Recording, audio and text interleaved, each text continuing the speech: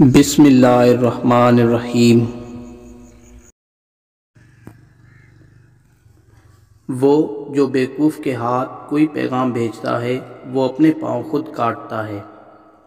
کسی شخص کی بہترین مالیت یہ ہے کہ وہ مکمل تعلیم یافتہ ہو۔ دانا وہ ہے جو کم بولے اور زیادہ سنے۔ علم مال سے بہتر ہے کیونکہ علم کے سبب آج تک کسی نے خدائی کا دعویٰ نہیں کیا اور دولت کے سبب بہت سے لوگوں نے خدائی کا دعویٰ کیا۔ کہا جاتا ہے کہ کسی پر اعتبار اس وقت تک نہ کرو جب تک اس کے غصے کو نہ آزما لو۔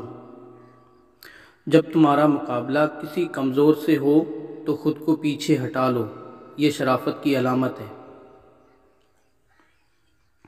جو شخص اپنے آپ سے راضی رہتا ہے اس سے ناراض ہونے والوں کی تعداد میں اضافہ ہوتا ہے۔